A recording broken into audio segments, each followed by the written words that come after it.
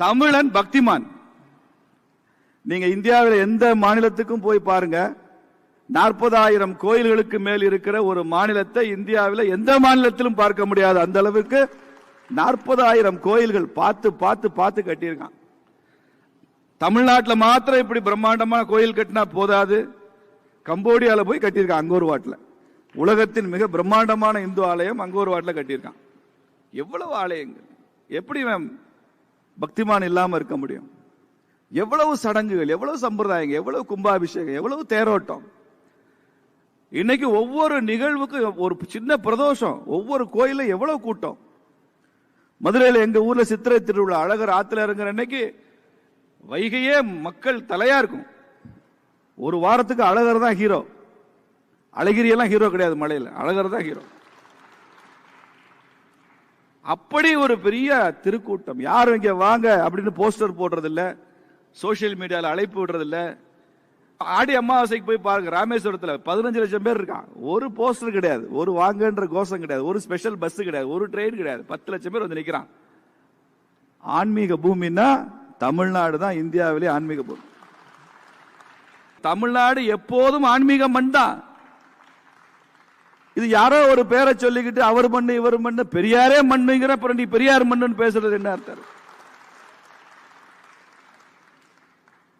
ஈரோடுல ஒரு விவாத அரங்கத்தில் பேசுறப்ப சொன்னாங்க, ஈரோடு ஈவேரா பிறந்த மண்ணு, பெரியார் பிறந்த மண்ணு. ஸ்ரீனிவாச ராமானுஜம் பிறந்த மண்ணுங்க ஈரோடு அப்படின்னு.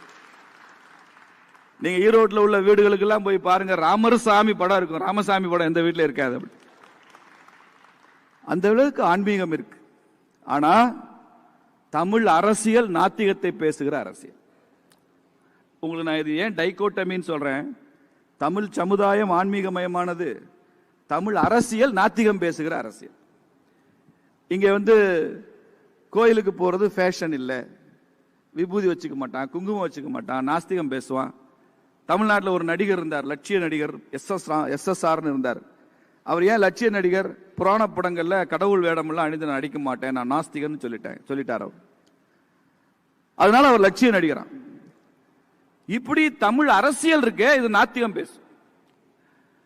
அவங்க வீட்டுக்காரமெல்லாம் கோயில் கோயிலா போவாங்க, அது வேற விஷயம். தமிழ் அரசியல்வாதிகள் நாத்திகம் பேசுகிற அரசியல்.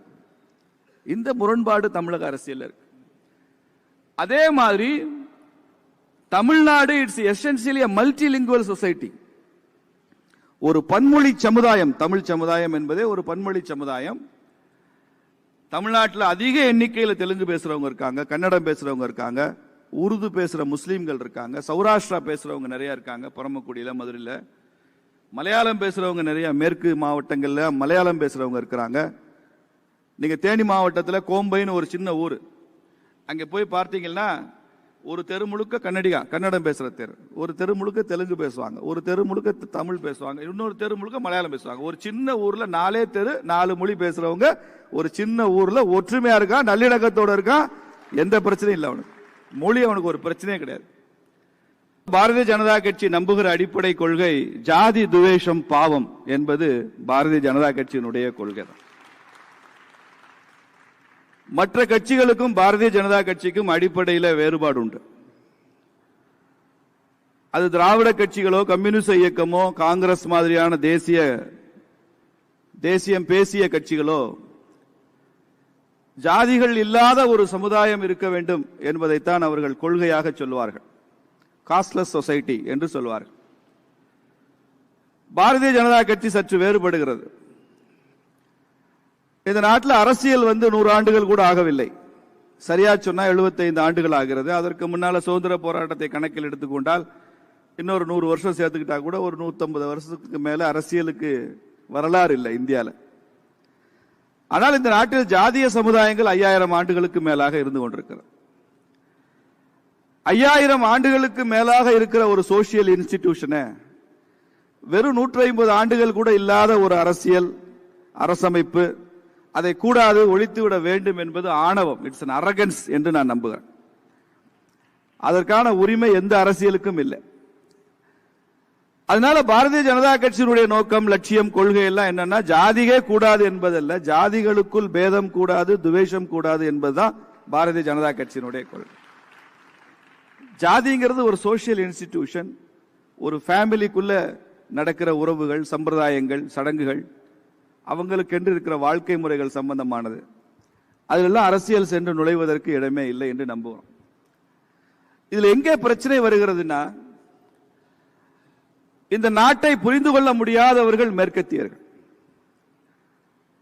மேற்கத்திய கண்ணாடி அணிந்து கொண்டு நீங்கள் இந்தியாவை பார்த்தால் இந்தியா புரியாது. பண்டிதர் ஜவஹர்லால் நேரு மாதிரியானவர்கள் கூட சொல்றாங்க, I feel lonely everywhere in Indian society, Indian communities. That may be because of my education and upbringing அப்படின்னு நேரு சொல்றாரு. நான் படித்த படிப்புனாலையும் என் வளர்ப்புனாலையும் நான் இந்தியாவில் எங்கே இருந்தாலும் நான் தனியாக இருப்பதாக தான் உணர்கிறேன். அந்த அளவுக்கு இண்டிவிஜுவலிசம் வெஸ்டர்ன் சொசைட்டியில் அதிகம். நம்ம நாட்டில் ஒரு மனுஷன் தனி மனுஷன் என்பதே கிடையாது என்று சொல்லுவோம். எல்லாமே சமுதாயம் தான். இங்கே தனி மனிதன் என்று ஒருவன் இந்திய சமூக அமைப்பில் கிடையவே கிடையாது. அதனால இந்தியாவில் எப்போதும் ஜாதிகள் இருந்து கொண்டுதான் இருக்கும். எந்த அளவு அந்த ஜாதியை ஒழிக்க நினைக்கிறோமோ, நசுக்க நினைக்கிறோமோ, அது வேறு வேறு வடிவங்கள்ல வேலை செய்து கொண்டே இருக்குமே தவிர அதை முற்றிலுமாக வேரோடு பறித்து விட்டோம் என்று செய்யவே முடியாது. இது அதிகமாக வெள்ளக்காரனுக்கு தெரியாது. நம்ம நாட்டிலேயே கூட ஆங்கிலம் படிச்சவங்களுக்கு இது புரியவே புரியாது. இங்கிலீஷ் படிச்சு விட்டான்னா அதுக்கப்புறம் அவனுக்கு இந்தியா புரியாது. நேரு கூட ஏன் இந்தியா புரியலன்னா, he discovered India from the west. மேல மேற்கத்திய நாட்டில இருந்து அவர் டிஸ்கவரி பண்ணதுனால அவருக்கு அது புரியல. ஆனால் இந்த ஜாதியில பிரச்சனை இருக்கு. எங்கே பிரச்சனை இருக்கிறதுனா, ஜாதியில பேதம் பார்க்கும் போது பிரச்சனை இருக்கு. ஜாதிக்குள்ள தீண்டாமை வரும்போது பிரச்சனை இருக்கு. என் ஜாதி உயர்ந்தது, இன்னொரு சமூகம் தாழ்ந்தது என்று நினைக்கிற அந்த எண்ணத்துல பிரச்சனை இருக்கு. அதனால இந்த சமுதாயத்தில் குழப்பங்கள், பிளவுகள், நல்லிணக்கம் சிதைந்து வருகிற நிலைமை, இதெல்லாம் நாம் வரலாற்றில் பார்க்கிறோம். இதை ஒரு வாய்ப்பாக பயன்படுத்தி இந்த நாட்டை துண்டு துண்டாக சிதறடித்து விட வேண்டும் என்கிற ஒரு கூட்டம், பிரிவினை பேசுகிற ஒரு கூட்டம், இந்த பிளவையும் இந்த தீண்டாமையும் இந்த ஏற்றத்தாழ்வையும் பயன்படுத்தி இந்த நாட்டில் ஒரு பெரிய அரசியலை 100 வருஷமாக செய்து கொண்டிருக்கிறார்கள் என்பதுதான் இந்த நாட்டோட பெரிய துரதிருஷ்டம். அதுதான் அடிப்படையே. இல்லைன்னா ஜாதிங்கிறது it's not a political institution, it's a cultural institution. இது ஒரு கலாச்சார நிறுவனம், இது பண்பாட்டு சாதனம், இட்ஸ் கல்ச்சரல் டூல். ஜாதிங்கிறது இதுக்கு அரசியலுக்கு சம்பந்தமே இருக்கக்கூடாது.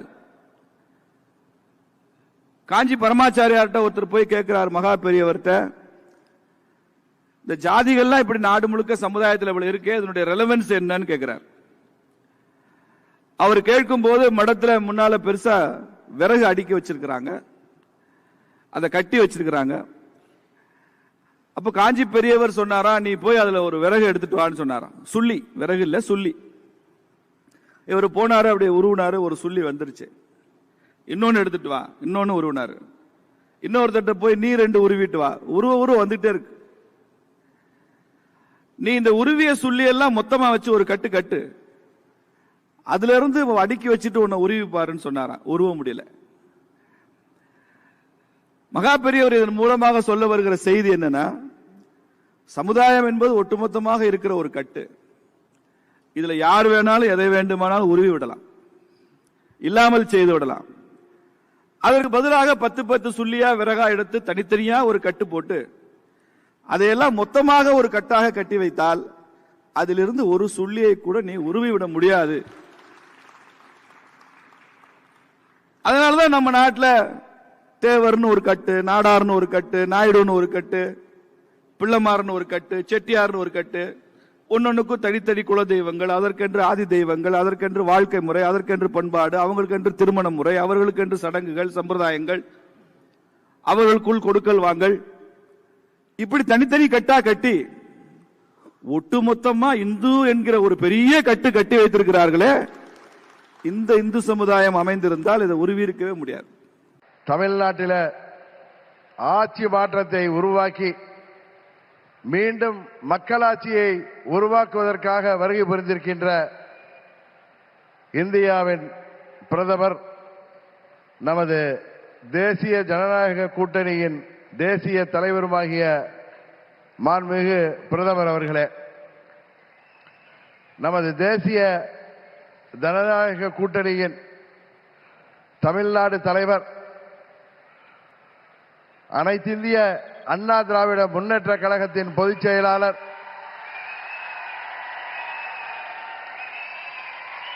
மாண்புமிகு எதிர்க்கட்சி தலைவர் பெரும் மதிப்பிற்குரிய திரு எடப்பாடி கே பழனிசாமி அவர்களே, தொடர்ந்து 3 முறை இந்தியாவின் பிரதமராக இந்திய மக்களால்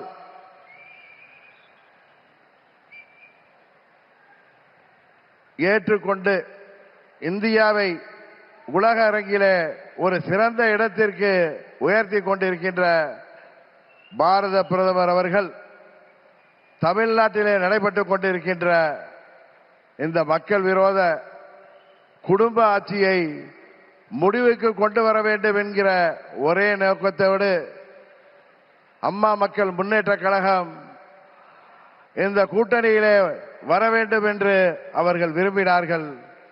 இன்றைக்கு நாங்கள் முழுமனதோடு தமிழ்நாட்டிலே தேசிய ஜனநாயக கூட்டணியை தலைமையேற்றிருக்கின்ற மதிப்பிற்குரிய திரு எடப்பாடி கே பழனிசாமி அண்ணன் அவர்களை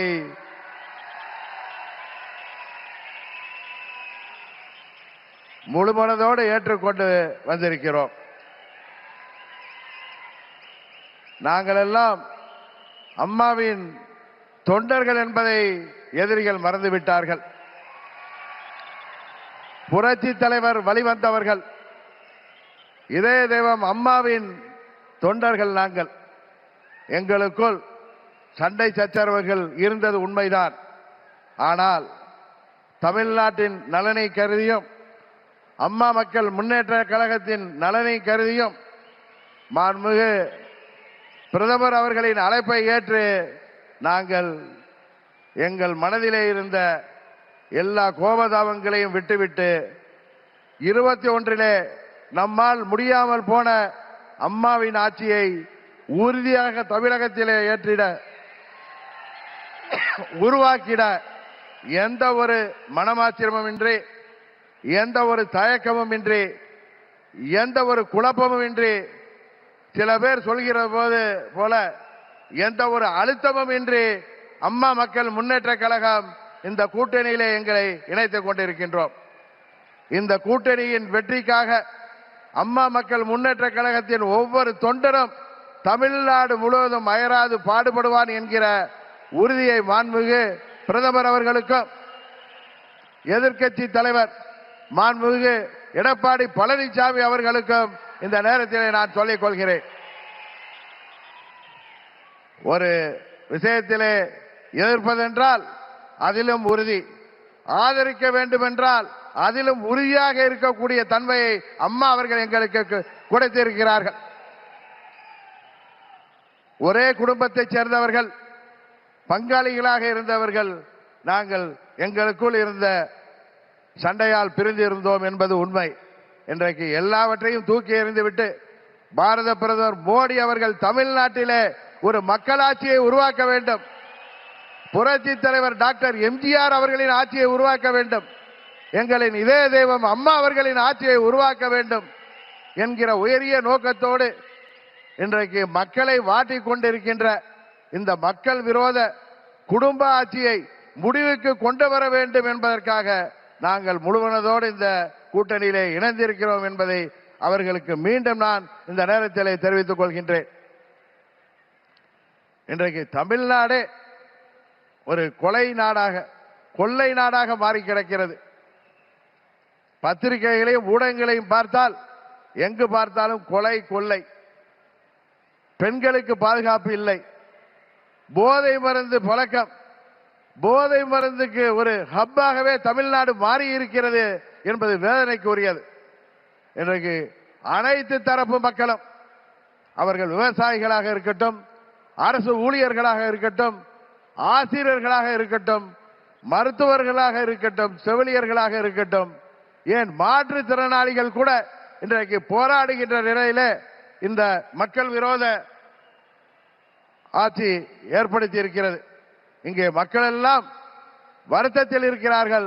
ஆனால் திரு ஸ்டாலின் அவர்கள் தனது மகன் உதயநிதி ஸ்டாலினை முதல்வராக்க துடித்துக் கொண்டிருக்கிறார். அதை அந்த குடும்ப ஆட்சியை உறுதியாக நாம் முறியடிப்போம்.